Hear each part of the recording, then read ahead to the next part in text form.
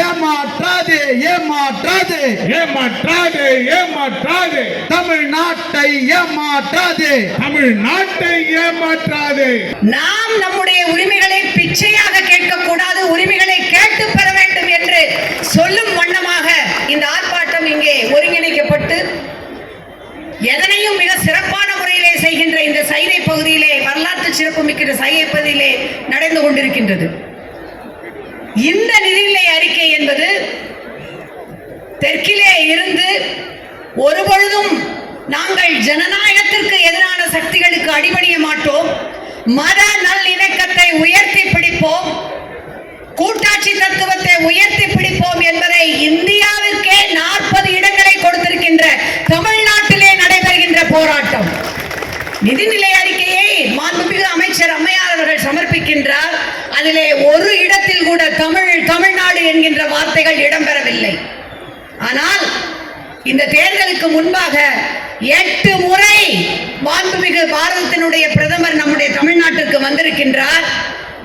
8 முறை வந்த பின்பு கூட ஓரிடம் கூட கொடுக்காமல் 40 முறையும் இந்தியா கூட்டணிக்கு அளித்த தமிழ்நாடு வஞ்சிக்கப்பட்டிருக்கின்றது, மாற்றாந்தாய் மனப்பான்மையோடு நடத்தப்பட்டிருக்கிறது என்பதற்காகத்தான் இந்த ஆர்ப்பாட்டம்.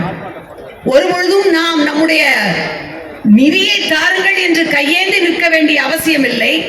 ஆனால் உரிமைகளை கேட்கும் பொழுது எதற்காக அந்த உரிமையை கேட்கிறோம் என்பதை புள்ளி விவரமான தரவுகளோடு நம்முடைய முதலமைச்சர் அவர்கள் தெளிவுபடுத்தி இருக்கின்றார். இந்தியாவிலேயே தமிழ்நாடுதான் வரியை அதிகமாக ஒன்றிய அரசாங்கத்திற்கு தருகின்ற மாநிலம், வருமானத்தை அதிகமாக தருகின்ற மாநிலம். சமீபத்திய நிதி ஆயோக் அறிக்கை, நிதி ஆயோக் என்பது மாநிலங்கள் எப்படி செயல்படுகின்றன, எந்தெந்த தளத்தில் எந்த மாநிலம் எந்த தரவரிசை பட்டியலில் 1, 2, 3 அப்படி இருக்கிறது என்பதை ஒன்றிய அரசாங்கம் கணித்து நடத்துகின்ற அமைப்பு. அந்த அமைப்பு 13 தளங்களில் 13 ஃபீல்ட்ஸ் தமிழ்நாடு முதலிடத்திலே இருக்கின்றது, 4 ரன்னர் என்று பாராட்டி இருக்கின்றது. ஆனால் நமக்கான நிதி என்று வரும்பொழுது எந்த விதமான பெரிய ரயில்வே திட்டங்களோ, நெடுஞ்சாலை திட்டங்களோ, கோயம்புத்தூர் மதுரை மெட்ரோ திட்டங்களோ, எய்ம்ஸ் திட்டங்களோ எதுவுமே அறிவிக்கப்படவில்லை. நம்முடைய அண்டை மாநிலங்களுக்கு கொடுப்பது குறித்து நமக்கு வருத்தம் ஏதுமில்லை. ஆனால் இந்த நிதிநிலை அறிக்கையிலே 5 முறை பீகார் என்ற சொல்லையும் ஆந்திர பிரதேசம் என்ற சொல்லையும் நிதியமைச்சர் உச்சரித்திருக்கின்றார். தமிழ்நாடு என்று ஒரு முறை கூட உச்சரிக்கவில்லை. தமிழ்நாடு மட்டுமல்ல, கேரளா, கர்நாடகா முதலிய நம்முடைய இந்த மாநிலங்கள், தெலுங்கானா, இந்த மாநிலங்களின் பெயரே உச்சரிக்கப்படவில்லை. ஏனென்றால் தெற்குதான் அவர்களுக்கு எப்பொழுதும் சிம்ம சொப்பனமாக இருக்கின்றது. அதற்கான தீக்கொழுந்தை, நெருப்பை பற்ற வைக்கின்ற அத்தனை உரிமைகளையும் கேட்டு போராடுவது நம்முடைய தமிழ்நாடு, நம்முடைய தமிழ்நாட்டினுடைய முதலமைச்சர். இந்த தென் சென்னை தொகுதியை எடுத்துக்கொள்ளுங்கள். தென் சென்னை தொகுதி மட்டுமல்ல, சென்னையே வெள்ளத்திலே மூழ்கி தத்தளித்த நேரத்திலே பல தடவை மாண்புமிகு அமைச்சர்கள் வந்தார்கள், பார்வையிட்டு சென்றார்கள். 37,000 கோடி ரூபாய் எங்கள் மக்கள் இழந்த சொத்திற்கு, எங்களுடைய இந்த தர கட்டுமானத்தை செப்பனிடுவதற்கு வேண்டும் 37,000 கோடி ரூபாய் என்று முதலமைச்சர், மாண்புமிகு நம்முடைய TR பாலு ஐயா தலைமையிலான நாடாளுமன்ற உறுப்பினர்கள், அமைச்சர்கள் அத்தனை பேரும் சென்று அங்கே ஒன்றிய அமைச்சரை சந்தித்தோம், பிரதமரை சந்தித்து கோரிக்கை வைத்தோம், தம்பி உதயநிதி அவர்களும் சென்று சந்தித்து கோரிக்கை வைத்தார்கள். இன்று வரை ஏதோ பேருக்கு சட்ட ரீதியாக கொடுத்திருக்கிறோம் என்று 276 கோடி ரூபாய் மட்டும்தான் கொடுத்திருக்கிறார்கள். அதற்கு மேல் ஒரு அம்மஞ்சலி கூட கொடுக்கவில்லை. ஆனால் அவர்களுடைய ஆட்சி நாட்காலிக்கு 2 கால்களாக இருக்கின்ற பீகாருக்கும் ஆந்திர பிரதேசத்திற்கும் அள்ளி அள்ளி கொடுத்திருக்கிறார்கள். ஏப்ரல் மாத GST வரி வசூலில் பீகார் மாநிலம் ஒன்றிய அரசுக்கு கொடுத்த தொகை 1992 கோடி ரூபாய் தான். நாம் நம்முடைய தமிழ்நாடு முதலமைச்சருடைய தலைமையிலே GST தொகை 12,000 கோடி ரூபாய்க்கு மேலே கொடுத்திருக்கிறது. நமக்கு கொடுக்கப்பட்டிருக்கிறது சுழியம் 0. உத்தரகண்ட், நம்முடைய ஹிமாச்சல் பிரதேஷ், சிக்கிம் ஆகிய மாநிலங்கள் நடந்த பேரிடர் நிதியாக அள்ளி அள்ளி வழங்கப்பட்டிருக்கின்றது. நம்முடைய சகோதரர்கள் தான். ஹிமாச்சல பிரதேசத்தில் நடந்த அந்த வெள்ளத்தின் பொழுது நம்முடைய முதலமைச்சர் 10 கோடி ரூபாய் நிவாரண உதவியை அளித்திருக்கின்றார். ஒடிசாவிலே நடந்த ரயில் விபத்தில் நாம் இங்கே நம்முடைய முதலமைச்சர் மீட்பு குழு ஒன்றை அமைத்து அங்கே இருக்கின்ற தமிழர்களை கொண்டு வர செய்து உதவி செய்திருக்கின்றார். ஏன் பெண்கள் உயர்வானவர்கள், பெண்களுக்காக போராடுகின்றோம், நாரி சக்தி என்றெல்லாம் நம்மிடையே கதையளந்து விடுகின்ற இவர்கள் பெண்களுக்கு வன்கொடுமை செய்தார்களே, அந்த மணிப்பூர் பெண்களுக்கான நிவாரண முகாமிற்கு அத்தனை உதவிகளையும் நம்முடைய முதலமைச்சர் அனுப்பி வைத்தார். உறவுக்கு கை கொடுப்போம் என்கின்ற கொள்கை உடையவர் எங்களுடைய முதலமைச்சர். ஆனால் உரிமை என்று வரும் பொழுது அங்கு கொடுக்கின்ற கை, அள்ளி கொடுக்கின்ற கை, இங்கே ஏன் கிள்ளி கூட கொடுக்கவில்லை என்றுதான் நாங்கள் கேட்கின்றோம். எங்களுக்கு உரியவற்றை கேட்கின்றோம். செஸ் வரி அதிகமாகிவிட்டது, சரக்கு வரி அதிகமாகிவிட்டது. இந்த நிதிநிலை அறிக்கையிலே முத்திரை தாள் விலையையும் கூட்டுங்கள் என்று தமிழ்நாட்டுக்கு சொல்லுகின்றது, அனைத்து மாநிலங்களுக்கும். முதலமைச்சர் கேட்கின்றார், முத்திரை தாள் வரியை கூட்டுங்கள் என்று வலியுறுத்துகிறீர்கள். கூட்டுகின்றோம்.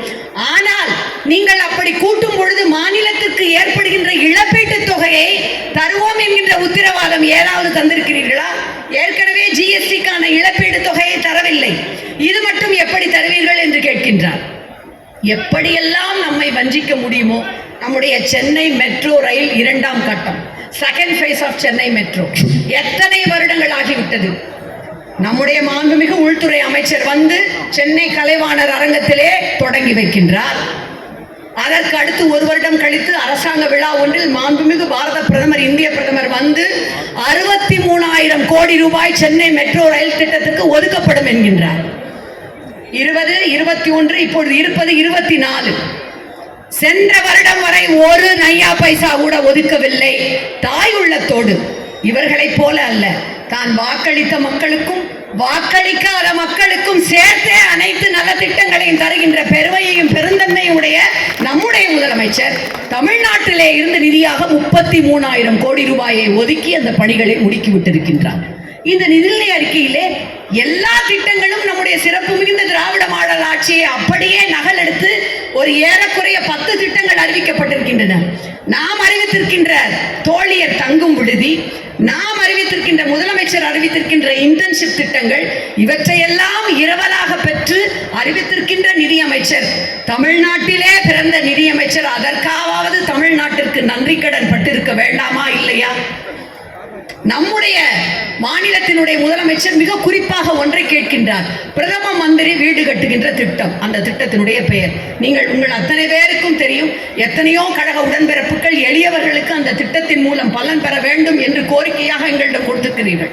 ஒன்றிய அரசாங்கம் ஒரு வீடு கட்டுவதற்கு ஒதுக்குகின்ற நிதி என்பது 1.50 லட்சம் ஒரு வீடுக்கு. மீதி இருக்கின்ற 12 முதல் 14 லட்சம் ரூபாயை நம்முடைய தமிழ்நாட்டினுடைய முதலமைச்சர் நம்முடைய நிதியிலே இருந்து தருகின்றார். ஆனால் திட்டத்தின் பெயர் மட்டும் பிரதம மந்திரி வீடு கட்டுகின்ற திட்டம். இப்படித்தான் அனைத்து தளங்களிலும் இந்த ஒன்றிய அரசாங்கம், மிக குறிப்பாக இந்த மண் சுயமரியாதை மண், இந்த மண் வேறு மத ஊடுருவல் சக்திகளை தன்னிடத்திலே உள்புக விடாத மண் என்கின்ற பெருமையுடைய மண் என்பதால் தொடர்ந்து வஞ்சித்துக் கொண்டே வருகின்றது. மக்களாகிய நீங்கள் தான், பேரறிஞர் அண்ணா சொன்னது போல, ஏன் இன்றைக்கு இந்த ஆர்ப்பாட்டம் என்றால், மக்களிடம் செல்லுங்கள், மக்களிடம் எடுத்துச் சொல்லுங்கள், மக்களை ஒன்றிணையுங்கள் என்றுதான். நீங்கள் இந்த ஒன்றிய அரசாங்கத்தின் வஞ்சக நாடகத்தை அம்பலப்படுத்துங்கள். தமிழ்நாடு தொடர்ச்சியாக தொழில் துறையிலே, பெண்களுக்கான முன்னேற்ற துறையிலே, கல்வித்துறையிலே முன்னணி வகிக்கின்றது. இவர்கள் பெண்கள் முன்னேற்றம் முன்னேற்றம் என்று சொல்லி நம்முடைய மன்ரேகா 100 நாள் திட்டத்திற்கான நிதியுதவியை அப்படியே நிறுத்திவிட்டார்கள். 100 நாள் திட்டம் நடைபெறாமல் இன்றைக்கு பல தாய்மார்கள் புலம்புவதற்கு காரணம் ஒன்றிய அரசாங்கம் நிதியை அப்படியே நிறுத்திவிட்டதுதான். அதனால்தான் நான் சொன்னேன், இவர்கள் படிப்பது ராமாயணம், ஆனால் இடிப்பது பெருமாள் கோயில் என்று. ஒன்றை மறந்துவிட வேண்டாம், தமிழர்களாகிய நமக்கு என்று தனியே தமிழன் என்றொரு இனம் உண்டு. அவர்களுக்கெல்லாம் தனித்ததொரு குணம் உண்டு. அந்த குணம் என்னவென்றால், எப்பொழுதும் நாங்கள் உறவுக்கு கை கொடுப்போம், அண்டை மாநிலங்களோடு சகோதர உணர்வோடு பழகுவோம், ஒன்றிய அரசாங்கத்திடம் உண்மையிலேயே அதற்கான அளவிற்கான மரியாதையோடு அதற்கான அளவான உறவோடு எப்பொழுதும் பழகுவோம். ஆனால் உரிமை என்று வந்துவிட்டால் ஒருபொழுதும் ஒரு கிஞ்சித்து கூட விட்டு கொடுக்க மாட்டோம். அதனை போராடி பெறுவோம். அந்த வகையிலே இந்த நிதிநிலை அறிக்கை தமிழ்நாட்டு மக்களை, தமிழர்களை வஞ்சிக்கின்ற அறிக்கை.